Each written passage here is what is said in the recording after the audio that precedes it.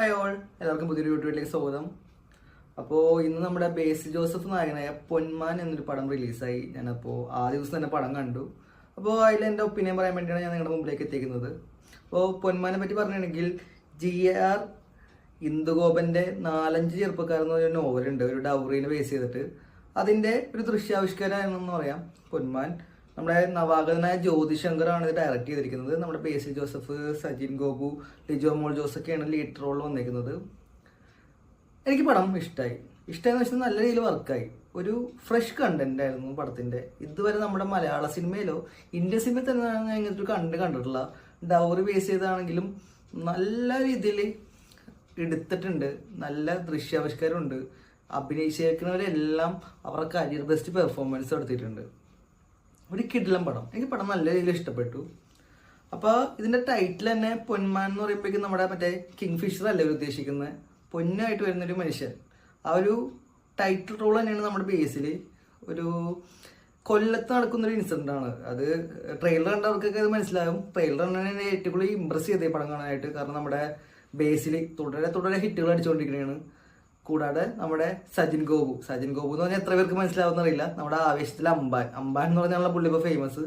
ഇവർ രണ്ടുപേരും കൂടി അങ്ങ് ഒരു ക്ലാഷ് വരുന്ന ഒരു പടമായിട്ടാണ് ട്രെയിലർ കണ്ടപ്പോൾ തന്നെ മനസ്സിലായത്. അത് തന്നെയാണ് പടം കാണാനായിട്ട് ഏറ്റവും കൂടുതൽ ത്രില്ലടിപ്പിച്ചതും. അപ്പോൾ ഞാൻ പറഞ്ഞ പോലെ ഒരു കൊല്ലത്ത് ബേസ് ചെയ്തൊരു സ്റ്റോറിയാണ്. അപ്പോൾ കൊല്ലം കണ്ടവൻ ഇല്ലം വേണ്ട എന്ന് പറഞ്ഞ ഒരു സോങ്ങോട് കൂടിയാണ് പടം സ്റ്റാർട്ട് ചെയ്യുന്നത്. കൊല്ലത്ത് കുറേ നല്ല സ്ഥലങ്ങളൊക്കെ കാണിച്ച് കൊല്ലത്തൊരു വെഡ്ഡിങ് മൂഡിലോട്ട് വന്ന്.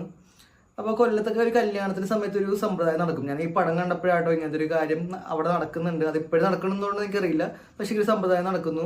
അതിലേക്ക് ബേസിൽ ജോസഫ് എത്തുന്നതും ബേസിലൊരു ഡേഞ്ചർ ആയിട്ടുള്ള കാര്യത്തിൽ പെടുന്നതും പിന്നീട് അതിൽ നിന്നുള്ള സർവേ ചെയ്യുന്നതൊക്കെയാണ് പടം. ബേസിലിൻ്റെ ഒരു കരിയർ ബെസ്റ്റ് പെർഫോമൻസ് തന്നെയാണ് ഇതിൻ്റെ അകത്ത് നമുക്ക് കാണാൻ പറ്റുന്നത്.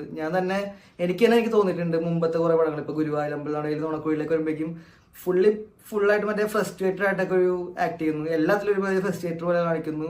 പക്ഷേ ഇതിലേക്ക് വരുമ്പോൾ എൻ്റെ ഈ അഭിപ്രായങ്ങളൊക്കെ പുള്ളി പാടെ ചവിട്ടി മതിച്ച് ഇമോഷണലി, അതായത് കുറേ ഇമോഷൻസിലൂടെ പുള്ളി ഇതിലൂടെ കടന്നു പോകുന്നുണ്ട്. ഇപ്പം സന്തോഷം ആയിക്കോട്ടെ, ഒരു എൻജോയ്മെൻ്റ് ആയിക്കോട്ടെ, വാശി, വൈരാഗ്യം, ദേഷ്യം, സങ്കടം, അങ്ങനെ എല്ലാ ഇമോഷൻസിലൂടെ ഇത് പോകുന്നുണ്ട്. അതും ശക്തമായ കുറേ ഡയലോഗുകളുടെ പിൻബലത്തിൽ പുള്ളിയുടെ കരിയർ ബെസ്റ്റ് പെർഫോമൻസ് പുള്ളി ഈ പൊന്മാൻ എന്നുള്ള പടത്തിൽ കാഴ്ചവെച്ചിട്ടുണ്ട്.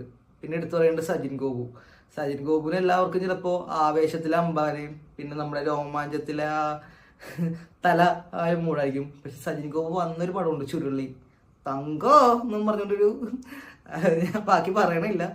ആ ഒരു സജിൻ ഗോപുവിൻ്റെ വേറൊരു വെർഷൻ ഇതിനകത്ത് കാണാൻ പറ്റും. ഒരു ചെമ്മീൻ കെട്ട് നടത്തുന്ന ഫിനാൻഷ്യൽ റിച്ച് അല്ലാതെ പക്ഷെ ഒരു സ്ത്രീധനം കിട്ടിയിട്ട് കുറച്ച് ആവശ്യങ്ങളുള്ള ഒരു പക്ക അറക റോള്. അത് നല്ല കിഡിലിനായിട്ട് പുള്ളി ചെയ്തിട്ടുണ്ട്. പുള്ളിയുടെ കുറേ സംസാരത്തിൻ്റെ ടോൺ, ഓരോരുത്തരുടെ ഡീൽ ചെയ്യണ രീതിയൊക്കെ നല്ല അടിപൊളിയായിട്ട് ഒരു അറക ബേസിലിനോടൊപ്പം കട്ടക്ക് നിൽക്കുന്ന ഒരു നെഗറ്റീവ് റോൾ തന്നെ പുള്ളി ഇതിനകത്ത് ചെയ്തിട്ടുണ്ട്. പിന്നെ ഇതിൻ്റെ ലിജോ മോൾ ജോസ്, ഞാൻ ജെയ്ബീം പടം കണ്ടപ്പോൾ, അതായത് സൂര്യനായകനായ തമിഴ് ജെയ്ബീം കണ്ടപ്പോഴേക്കും ലിജോ മോളിന് ആ വർഷത്തെ നാഷണൽ അവാർഡ് കിട്ടുമെന്ന് ഏറെ പ്രതീക്ഷിച്ചിരുന്നതാണ്, മികച്ച നായികയ്ക്കുള്ളത്. പക്ഷെ എന്തോ കാരണം കൊണ്ടൊക്കെ കിട്ടിയില്ല. പക്ഷെ ആ കിഡിലും പെർഫോമൻസ് ആണ് പുള്ളി അതിനകത്ത് ചെയ്തേക്കുന്നത്. പിന്നീട് നമ്മുടെ മലയാളത്തിലേക്ക് പുള്ളിക്കാരിക്ക് അതേപോലത്തെ സ്ക്രിപ്റ്റുകൾ എന്താ വരാത്തതെന്നൊക്കെ ഒരു ഡൗട്ട് ഉണ്ടായിരുന്നു. അത് അതിൻ്റെ പാട് ചെയ്ത പടങ്ങളൊന്നും അത്രയ്ക്ക് എനിക്ക് വർക്കായില്ലായിരുന്നു. പക്ഷേ ഈ സ്ക്രിപ്റ്റ് വരുമ്പോഴേക്കും പുള്ളിക്കാരി നമ്മൾ ജെയ്ബീം ലെവലിൽ ഞാൻ പറഞ്ഞില്ലെങ്കിലും പുള്ളിക്കാരിയുടെ ഒരു അടിപൊളി റോൾ തന്നെയാണ് മലയാളത്തിൽ.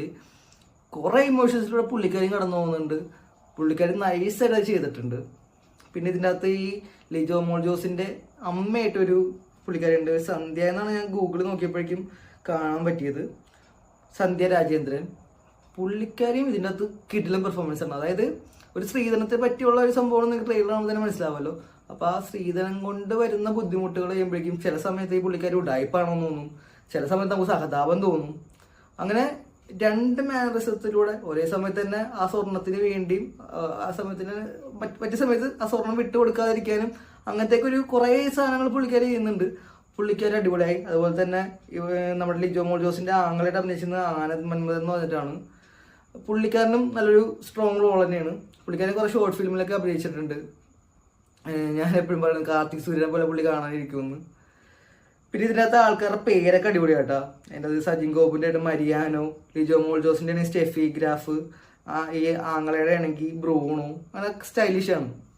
പക്ഷെ the show stelar is Basil Joseph. എൻ്റെ പൊന്നൊരു രക്ഷയില്ല. ഒരു മുറിക്കുള്ളൊരു കട്ടിലിൽ നിന്ന് എഴുന്നേറ്റ് ഒരു മോട്ടിവേഷൻ അല്ലെങ്കിൽ ജീവിതത്തിനെ പറ്റി പുള്ളി എക്സ്പ്ലെയിൻ ചെയ്യുന്ന സീനുണ്ട്. സത്യം പറഞ്ഞാൽ ആ സീൻ കണ്ടപ്പോൾ ഒരു ഓമാനം വന്നു. നമ്മൾ സാധാരണക്കാരനെ പ്രതിനിധിയായിട്ട്, അതായത് മേലും കീഴും നോക്കാനില്ലാത്തവന് ലൈഫിൽ സക്സസ് ആവാൻ വേണ്ടി ഏതറ്റം വരെയും പോരും, ഒന്നും തിരിഞ്ഞു നോക്കാനില്ല. ആ രീതിയിലൊക്കെ പുള്ളിയുടെ ഒരു മോട്ടിവേഷൻ സ്റ്റോറി അത് കിടിലനായിരുന്നു. പിന്നെ ഇതിൻ്റെ ക്യാമറ ആയിക്കോട്ടെ, കൊല്ലത്തെ കുറേ ഉൾഗ്രാമങ്ങളാണ്, അതൊക്കെ നല്ല അടിപൊളിയായിട്ട് കണ്ടിട്ടുണ്ട്. അതായത് 3 ചുറ്റും വെള്ളവും ഒറ്റ വഴികളും അങ്ങനത്തെ കുറേ പ്ലേസസ്. പിന്നെ മ്യൂസിക്കൊക്കെ ഇതുവരെ നമ്മൾ കേൾക്കാത്ത ടൈപ്പ് കുറേ ട്യൂണുകളും BGM ഒക്കെ ഇതിനകത്ത് കാണാൻ പറ്റി. എന്തുകൊണ്ടും ഞാൻ ഇതുവരെ കണ്ട ബേസിലെ മൂവീസ് വെച്ച് എനിക്ക് ഏറ്റവും ഇഷ്ടപ്പെട്ട ഒരു മൂവി ആയിട്ടാണ് പൊന്മാൻ എനിക്ക് പറയാനുള്ളത്. സജിൻ ഗോപുവിൻ്റെയും ഒരു വൻ തിരിച്ചുവരവ്. പിന്നെ ഫാമിലിക്കൊക്കെ ഇത് എന്തായാലും കണക്റ്റ് ആവും. ഇതിൻ്റെ അകത്ത് സംസാരിക്കുന്ന ഡൗറിനെ പറ്റിയാണ്. അപ്പോൾ ഞാൻ അതിനെപ്പറ്റി കൂടുതൽ പറഞ്ഞ് ആ കഥ കാണാനുള്ള ഒരു ത്രില്ല് ഞാൻ നഷ്ടപ്പെടുത്തുന്നില്ല. ഫാമിലിക്കൊക്കെ എന്തായാലും ധൈര്യമായിട്ട് പോയി ടിക്കറ്റ് എടുക്കാം. ഒരിക്കലും നിങ്ങൾ നിരാശപ്പെടുത്തില്ല. യൂത്തിന് ഇഷ്ടപ്പെടാം. കാരണം ബേസിൽ നല്ല അടിപൊളി കോമഡികൾ ഇതിൻ്റെ അകത്ത് ഉണ്ടെങ്കിൽ പോലും അത് ആ ഒരു സിറ്റുവേഷനായിട്ട് റിലേറ്റഡ് ആണ്. ഒരു ചിരിപ്പിക്കാൻ വേണ്ടിയുള്ള കോമഡി അല്ല, ആ ഒരു കഥാപാത്രത്തിന്റെ അവസ്ഥയിൽ അവർ പറഞ്ഞു പോകുന്ന കോമഡികളാണ് ഇതിലെല്ലാം പോകുന്നത്. അപ്പൊ ജ്യോതിശങ്കർ ഒരു നൈസ് തുടക്കം തന്നെയാണ് നമ്മുടെ മലയാളത്തിൽ തുടങ്ങിയിരിക്കുന്നത്. ആദ്യ സിനിമ തന്നെ പുള്ളി നൈസായിട്ട് ചെയ്തിട്ടുണ്ട്. ഒരു എനിക്ക് ഈ പടത്തിൽ നെഗറ്റീവായിട്ട് പറയാനായിട്ട് ഒന്നുമില്ല. കാരണം ഒരു നോവലിനെ ഒരു സിനിമയാക്കാന്ന് പറയുമ്പോഴേക്കും ഞാൻ ആ നോവൽ വായിച്ചില്ല, പക്ഷെ നമ്മളൊരു രീതിയിൽ നിരാശപ്പെടുത്തിയിട്ടില്ല. അതിന്റെ സംഭാഷണങ്ങളായിക്കോട്ടെ, മറ്റേ എഡിറ്റിംഗ് ആയിക്കോട്ടെ, ഒരു ലാഗോ അങ്ങനത്തെ ഒരു ഫീൽ ഉണ്ടായില്ല. എനിക്ക് ഭയങ്കരമായിട്ട് ഇഷ്ടപ്പെട്ടു. അപ്പോൾ ബേസിൽ എന്ന് പറഞ്ഞ ഹിറ്റ് മെഷീൻ 2024 തുടങ്ങിയ സൂക്ഷ്മദർശനായിരുന്നു. ഇപ്പോഴത്തെ പ്രാവിൻകൂട്, അത് കഴിഞ്ഞിട്ട് ഇപ്പോൾ പൊന്മാൻ. അപ്പോൾ ഞാൻ ഒരു ഇന്റർവ്യൂവിൽ കണ്ടായിരുന്നു ബേസിൽ പറയുന്നത്, ബേസിൽ ഇങ്ങനെ ഇനി അഭിനയിക്കാനുള്ള ഡയറക്ഷനിലോട്ടൊക്കെ പോകാൻ പോകണേണ്. അപ്പോഴാണ് ഈ പൊന്മാൻ്റെ സ്റ്റോറി കേട്ടതും. അപ്പോൾ ബേസിലിൻ്റെ അസോസിയേറ്റ്സ് ഒക്കെ പറഞ്ഞു എന്തായാലും ഈ പടം പോയി ചെയ്യണം, അങ്ങനെ എന്തായാലും അങ്ങനെ എന്താണെന്ന് നോക്കാന്ന് പറഞ്ഞ് പുള്ളി ചെയ്താണ്. അത് സക്സസ് ആയി തന്നെ പറയാം. കിട്ടില്ല പടം.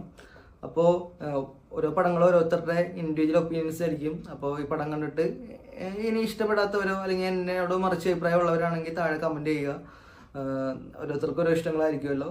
അപ്പോൾ പടം കാണാത്തവരാണെങ്കിൽ മറ്റുള്ളവരുടെയും കൂടെ റിവ്യൂസ് നോക്കിയിട്ട് നിങ്ങളുടെ ആ ടേസ്റ്റാണ് ആ റിവ്യൂസ് പറയുന്ന റിവ്യൂക്കൾക്ക് നോക്കിയിട്ട് പോയി കാണുക. അപ്പോൾ ഇനി അടുത്ത വീഡിയോ കാണുന്നവരെ എല്ലാവർക്കും ബൈ ബൈ.